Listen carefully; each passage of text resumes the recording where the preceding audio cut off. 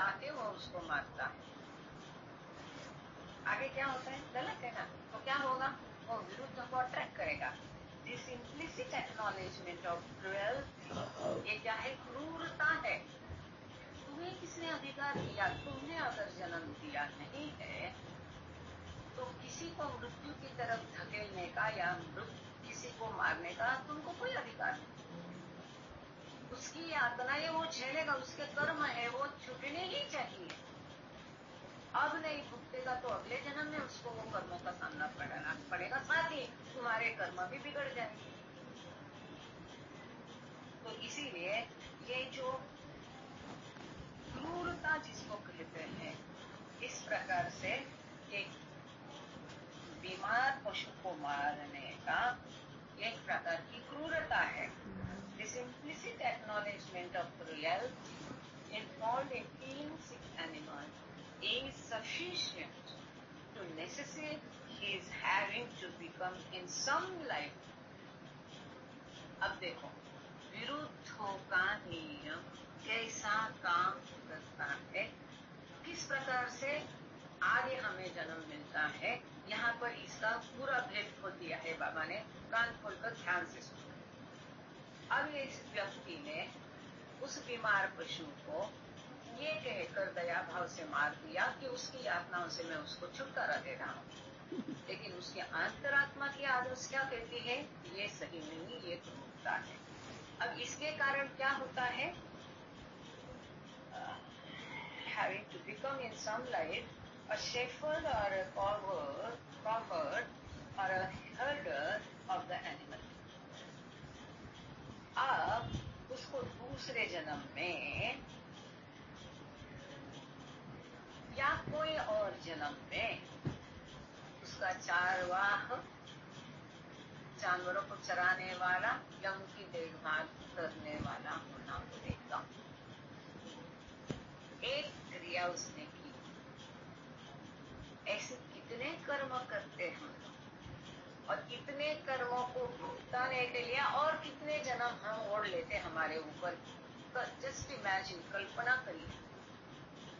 इसको मैं हिंदी से कहती हूँ, ऐसा है बीमार पशुओं को मारने में निहित क्रूरता की यह अंतर्निहित स्वीकृति, क्योंकि अंतरात्मा बोलता है ये गलत है, क्रूरता है। उसे किसी न किसी जन्म में पशु जगत का चरवाहा वाला, गायों को चराने वाला या चरवाहा बनने के लिए बाध्य करने के लिए किया। उसने जानवर की हत्या की। अब अगले जन्म में उसको जानवरों की सेवा करनी पड़ेगी। क्लियर? ये सब समझ में आ गया? Good, thank you. Very similar is the case of one who keeps hens awake all night in order that they should lay more eggs, not realizing the callousness involved in it. दूसरा एक सुंदर उदाहरण बाबा यहाँ दे रहे हैं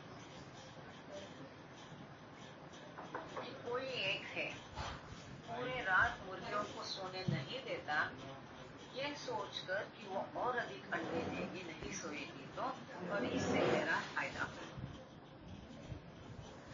In the world of plants also, one may inadvertently or deliberately cause wanton destruction only to attract to himself the role of a horticulture or a gardener. इसी प्रकार से बाबा ने यहाँ मुर्गी का उदाहरण दिया। ये क्या है पता नहीं, लेकिन इसीलिए इसको एक बार पढ़ लेते हैं यहाँ से। तो चारवाहा, ठीक ऐसा ही कुछ उस व्यक्ति का भी है। किसका? जो मुर्गियों को रात भर जगाए रखता है ताकि वे ज्यादा अंडे दे, और उसे इस बात का एहसास ही नहीं होता कि इसमें कितनी लापरवाही या क्रूरता है। उसी प्रकार से बाबा कहते हैं दुनिया में वनस्पति जगत में भी कोई व्यक्ति अनजाने में या जानबूझकर अंधाधुंध विनाश करता है। जैसे कि आजकल हम देखते हैं कितना स्वार्थी विचार होता है। कोई पेड़ कटाता है, क्यों? मेरे घर के आंगन में, मेरे छत में कचरा होता है। कोई पेड़ कटाता है, क्यों? नहीं, उसकी मूलियां जाके मेरा घर का ध्वंस करेगी। कोई पेड़ कटा रहा है, इतने लाखों करोड़े, क्यों? मुझे रोड चौड़ा करना है। कटाकट बिना सोचे समझे इतना विनाश हो रहा है। इस प्रकार से अंधाधुंध विनाश कर सकता है केवल इसलिए कि उसकी बागवानी विशेषज्ञ या माली की भूमिका निभानी पड़े। अब जो ये पेड़ कटा रहा है, कटवा रहा है, पेड़ों का विनाश कर रहा है, अगले जन्म में वो राजा रईस नहीं रहेगा, लेकिन एक माली के जन्म में उसको जन्म लेना पड़ेगा, एक बागबानी करनी पड़ेगी, क्योंकि इस जन्म में उसने इतने पेड़ कटवाए हैं, तो उसका कर्म तो उसको भुगतना पड़ेगा ही पड़ेगा। आगे सुनते हैं। The harm which one may have inadvertently or deliberately done to any living beings has to be made good. किसी भी जीव को, जीवित जगत को, लिविंग बींग्स, किसी भी जीवन को, जीवित को, चाहे अनजाने में या चाहते हुए किसी ने अगर कुछ ईजा पहुंचाई है, नुकसान पहुंचा हुआ है, तो उसे वो भुगतना ही पड़ेगा। इसीलिए जो आप जैन लोग देखते ना, इतनी कोशिश करते हैं कि इनसे किसी भी जीव की हानि नहीं हो।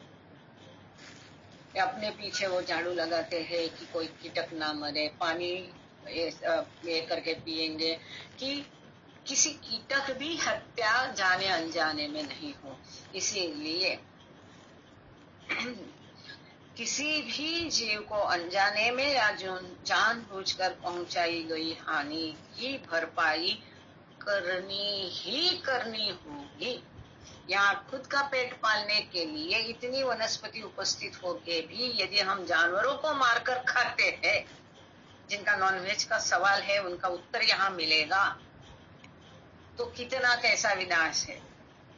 इन a future incarnation he has to nourish and protect those very souls in some other form, either as a kind head of a family or a wise ruler. ऐसे किसी भी जीव को हानि क्षति पहुंचाई तो अगले भविष्य में उस व्यक्ति को किसी न किसी रूप में उन्हीं आत्माओं का पोषण और संरक्षण करना होगा, कोई अन्य रूप में, जिनको उसने मारा है, या तो एक दयालु परिवार के मुखिया के रूप में या एक बुद्धिमान शासक के रूप में उसको उन पर मेहर करनी होगी, उपकार करना होगा, क्योंकि अभी उसने क्षति पहुंचाई है। अब यहाँ कई लोग सवाल पूछते हैं कि जिसको क्षति पहुंचाई वो आत्मा को फिर से ये करने के लिए वही आत्मा उपलब्ध होगी क्या? कई बार हाँ, कई बार अगर, बाबा ने इसका उत्तर भी दिया है कि कई बार समय और बाकी गणना के हिसाब से यदि सेम सोल अवेलेबल नहीं है तो उस प्रकार से उसी संस्कार के दूसरे सोल का संरक्षण करके इसकी भरपाई की जाती है, लेकिन भरपाई करनी होगी, इतना पक्का। The law of opposites does not function through arithmetical or mechanical calculus, but through the requirements of karmic adjustments and the supreme need for full and free unfoldment of life in every form. तो ये जो विसंगत या विपरीत या विरुद्ध का नियम है, ये गणितीय या तांत्रिक कोई गणना से होता नहीं है, बल्कि ये जो कर्म का सिद्धांत है, उसी सिद्धांत से जीवन के हर रूप में पूर्ण और मुक्त प्रगटीकरण की सर्वोच्च आवश्यकता से कार्य करता है। ये मस्ट है, इसका कोई एकदम ऐसा साचेबंद सवाल जवाब नहीं, उत्तर नहीं है। इट्स नॉट अरिथमेटिकल और मैकेनिकल कैलकुलेशन, लेकिन ये कर्म के सिद्धांत पर आधारित है। Alternation between the palatable and unpalatable opposites is a game of seesaw. which must continue until arrival at a dynamic voice which is beyond the opposites and which is the unhampered expression of the unalloyed eternal. बाबा के हमेशा की style में इतना सुंदर तरीके से बाबा ने समारोह किया है इस प्रकरण द कैलकुलस ऑफ ऑपोजिट्स की स्वादिष्ट और अरुचिकर विपरीतता। स्वादिष्ट क्यों? कि कभी अच्छा भी होगा और अरुचिकर मतलब अनचाहा भी होगा। स्वादिष्ट और अरुचिकर विपरीतताओं के बीच का परिवर्तन, ये जो बदलाव है एक उतार चढ़ाव का खेल है जो तब तक जारी रहना चाहिए जब तक कि एक गतिशील संतुलन बैलेंस प्राप्त न हो जाए। ऐसा बैलेंस कि जो हमें इन विरुद्धों के विपरीतताओं से, द्वंद्वों से, द्वैत से परे ले जाके एक शुद्ध अशुद्ध शाश्वत अनंत और आबादित जीवन प्रदान करे, अभिव्यक्त करे, मतलब ईश्वर साक्षात्कार देने तक ये चलता ही रहता है। अब इसके ऊपर कुछ चर्चा करनी है कि तुरंत आगे का जो महत्वपूर्ण और एक चैप्टर है आत्माओं की पारस्परिक प्रतिक्रियाएं, इंटरप्ले ऑफ सोल्स। एक आत्मा के, जय बाबा रेखा दीदी, एक आत्मा के दूसरे आत्मों के साथ जो भी कर्म के बंधन है, जकड़न है, तो ये क्रिया प्रतिक्रिया के कैसा संबंध रहता है, ये इस चैप्टर में दिया है। ये भी मुश्किल है लेकिन समझना तो जरूरी है। आप क्या चाहोगे, आगे शुरू करें? जो लोग चाहते हैं आगे का शुरू करें।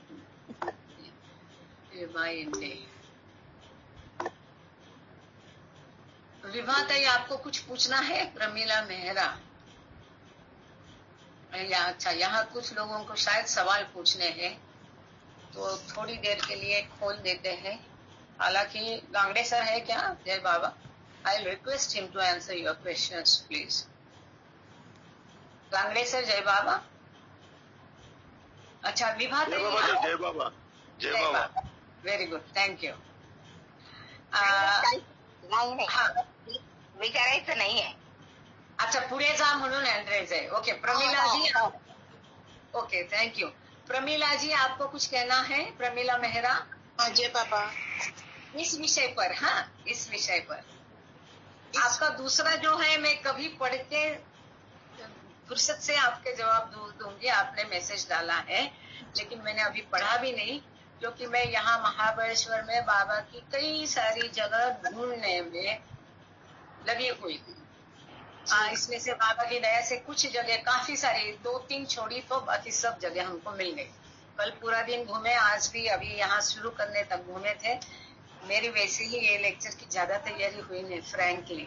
और आपका जवाब इसके विषय में नहीं है तो हम बाद में बात करेंगे, चलेगा? ठीक है, हाँ चलेगा। इसका नहीं है ना, वो जो आपने भेजा उसका है ना, हम करेंगे। Thank you. गांगड़े सर को रिक्वेस्ट करती हूँ थोड़ा सा इस पर आप कंक्लूड, मतलब संक्षेप में बता सकेंगे? जय बाबा गांगड़े सर। जय बाबा। तो आपने तो काफी अच्छी तरह से और बाबा की जो इसमें जो दिया है बहुत अच्छी तरह से एग्जांपल्स देके क्लैरिफाई किया है। क्योंकि लॉ ऑफ अपोजिट जो है इसमें कर्मिक एडजस्टमेंट्स तो बिल्कुल, क्योंकि एडवांसमेंट के लिए जो है बैलेंसिंग ऑफ संस्कार आवश्यक है। क्योंकि अच्छे संस्कार या बुरे संस्कार दोनों के एक्सपीरियंस से जाना है, देन ओनली बैलेंसिंग हो सकता है। तो ये बाबा ने डिफरेंट एग्जांपल, जैसे खुनी प्रवृत्ति है विनाश करिए तो वो प्रवृत्ति का दमन होना चाहिए, ये भी बाबा ने कहा है।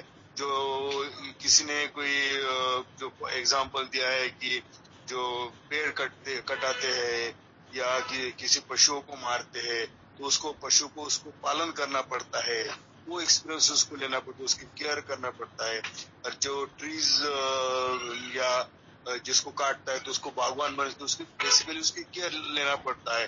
तो he has to go through experience. Means दोनों भी अपोजिट्स एक्सपीरियंस, जैसे खूनी आदमी को बहुत ज्यादा उसने खून किया तो उसको जब उसका वो अंतरात्मा उसको जो उसकी जो प्रवृत्ति के दमन हो जाता है और अंतरात्मा कहती कि ये बहुत बुरा है, तो वो उसके ऊपर वो जो प्रवृत्ति है उसके ऊपर उठता है और खुद को नष्ट कर देता है। ये सारे एग्जाम्पल्स बाबा ने इतने विरोधी विपरीत अनुभव आवश्यक है, क्योंकि एडवांसमेंट उसके सिवा आगे जा ही नहीं सकती। और बाबा ने ये भी कहा इट इज कॉम्प्लीमेंट्री, यानी दोनों भी चीज आवश्यक है आगे प्रोग्रेस करने के लिए, क्योंकि दोनों एक में एग्जाम्पल्स दोनों के एक में कॉम्प्लीमेंट्री है, कोई अपोजिट्स नहीं है। अपोजिट इन द सेंस अनुभव तो अपोजिट्स है, but they are complementary, they are useful और आगे जो अपना ट्रैवर्सिंग चल रहा है, हम आगे जो बढ़ रहे हैं, एडवांसमेंट हो रहा है, तो उसके लिए ये कर्मिक एडजस्टमेंट के लिए आवश्यक है दोनों भी अनुभवों से जाना। तो बाबा ने जो कहा पति पत्नी के बीच में यदि अलग अलग नेचर के लोग रहे तो जो संस्कारों का बैलेंसिंग होता है उससे, तो डेफिनेटली ये आवश्यक चीज है अपने सोल की जो प्रोग्रेस है, वो एडवांसमेंट है स्पिरिचुअलिटी के तरफ, उसके मार्ग के तरफ, लक्ष्य के तरफ जो एडवांसमेंट, उसके लिए विपरीत विरोधी अनुभव आवश्यक है। और उस तरह से वो आत्मा को मिलती है, क्योंकि अनलेस एक्सपीरियंस, दोनों भी अनुभव विपरीत अनुभव एक्सपीरियंस कैसे वो आगे जा ही नहीं सकता है। तो बहुत अच्छी तरह से आपने जो ये किया काफी क्लियर कर दिया है, तो इससे और ज्यादा तो मुझे नहीं लगता कि बताने की आवश्यकता है। जय मेहर बाबा ताई, जय Meher Baba. Thank you sir.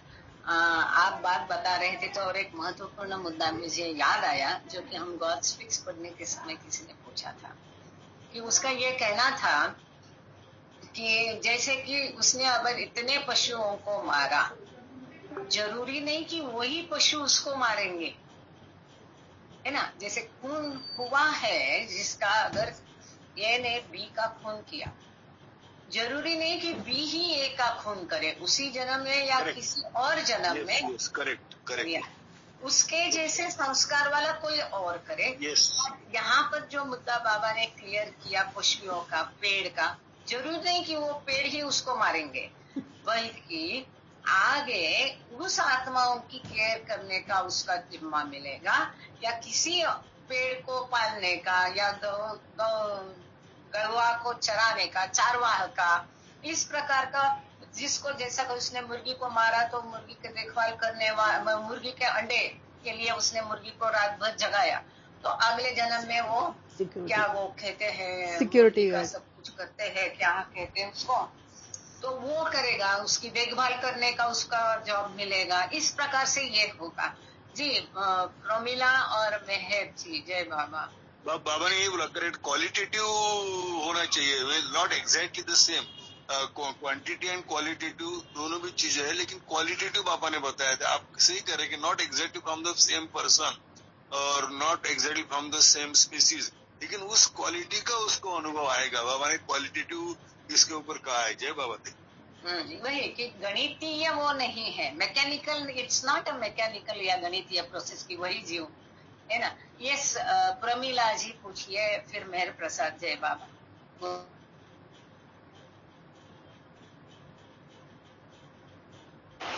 जय बाबा, मेरा इस बारे में क्वेश्चन नहीं है, वो जो आपसे डिस्कस हुआ था अभी थोड़ी देर पहले,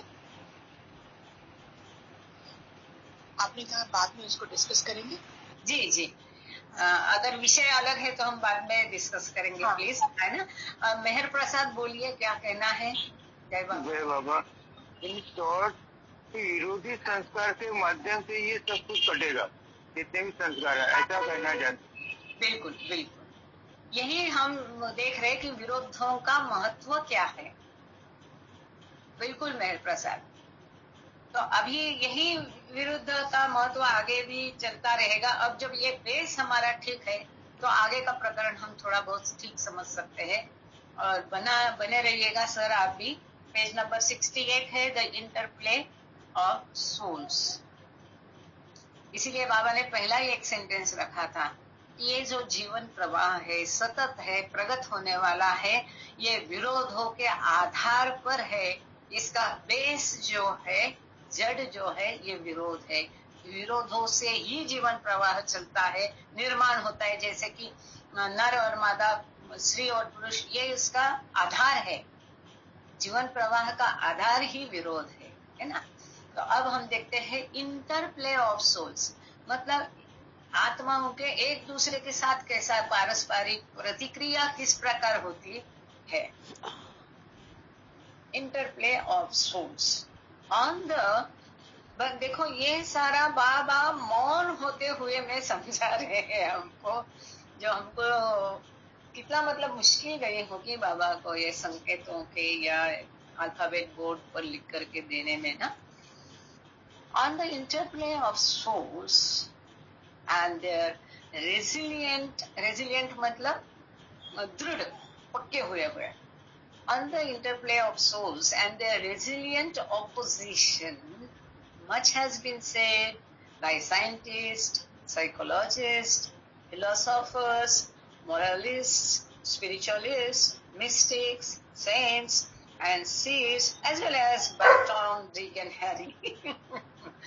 तो वो कहते हैं कि आत्माओं का जो अंतर संबंध है, इसके बारे में ये कैसे दृढ़ होते हैं, इसके ऊपर वैज्ञानिक है, मनोवैज्ञानिक है, दार्शनिक है, नैतिकवादी है, अध्यात्मवादी है, गूढ़वादी है, रहस्यवादी है, संतों ने, दृष्टों ने, इसने उसने सबने बहुत कुछ कहा है। They differ sharply in their appraisal of the significance of this subjective relationship, and certainly in their attitude towards it. But none of them has treated the intersubjective life with indifference. अब इन्होंने सबने जो कुछ कहा है, इसमें इतना भेद है, शार्प, they differ sharply. उसका जो अप्रेजल है, उसका मूल्यांकन है, उसका महत्व है, इसका आंतरिक संबंध है, इसके बारे में इसमें बहुत मतभेद है। फिर भी कोई भी इसके प्रति इंडिफरेंट नहीं है, विरक्त नहीं है। इसका महत्व सबने जाना, भले अपने अपने तरीके से, अलग तरीके से उसको कहा है। By man's heritage from the initial hymn from the eternal beyond, his consciousness is constrained to move within the opposites of I and you, and this juxtaposition circumscribes the depths to which man may fall, as well as the heights that he may scale.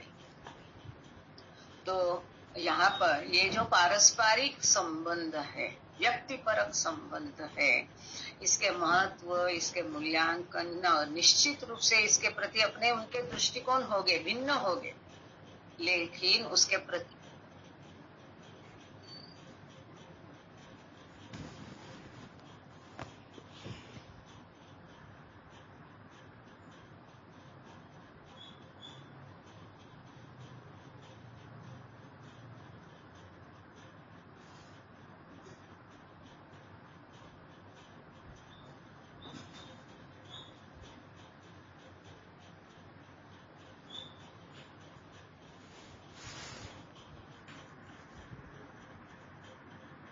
निर्माण हो गया, मैं और तुम निर्माण हो गए। ये भिन्न जो है, विरुद्ध की गति कब हुई, किसके कारण हुई? तो हम के साथ हुई, लहर के साथ निर्माण हो गई है। और किसने निर्माण की? ईश्वर ने, पर ब्रह्म परमात्मा ने। जब उसने निर्माण की तो हम सब उसमें बाध्य रहे, we are bound by it, हम उसको टाल नहीं सकते। इससे हम बंधे हुए हैं। किससे? मैं और तुम, मतलब द्वैत से बंधे हुए हैं, द्वंद्व से बंधे हुए हैं। हमारी गति जो है वो सतत आगे बढ़ने वाली जीवन प्रवाह की गति मैं और तुम के आधार पर है। हम चाहे या नहीं चाहे, हम मन में कितना भी कहे कि हम सब एक है, एकत्व का प्रिंसिपल हमें लागू करना चाहिए, परंतु वो अनुभव करने में पता नहीं कितने जन्म बीत जाएंगे। तो ये गति से, द्वंद्व की, द्वैत की गति से हम सब बंधे हुए हैं, जन्मजात तभी से बंधे हुए। जब वो हुक्की लहर निर्माण हुई तब से हम कभी वायु थे, कभी पानी थे, कभी पत्थर थे, कभी धातु थे, कभी पंछी थे, कभी जीव थे, वनस्पति थे, कीटक थे, कुछ थे। इतनी लंबी यात्रा करके अब हम यहाँ आए हैं, तो हम इससे बाध्य हैं। और यह जो विरोधाभास है, ये मनुष्य की कीर्ति गहराई, साथ ही वो आसमान को छूने वाली उसकी ऊंचाई, दोनों को भी ये परिभाषित करता है, क्योंकि उसकी गिरावट और उसका उत्थान, ये भी तो द्वंद्व है, ये भी तो द्वैत का भाग है, तो इससे कोई छूट नहीं सकता। ये इसका महत्व है। ये अटल कैसा है, ये अब सुंदर शब्दों में हमने जाना। अब आगे चलते हैं। The you is a sort of alter ego to another self within self. This is very beautiful. मुझे ये सेंटेंस बहुत पसंद आया, बहुत सुंदर सेंटेंस है। The you is a sort of alter ego. इसके लिए और है ना, प्रतीकात्मक, या जिसको हम ये कहते हैं, एक बाबा कहते हैं कि एक आपको एक झूठ मूठ का ईगो,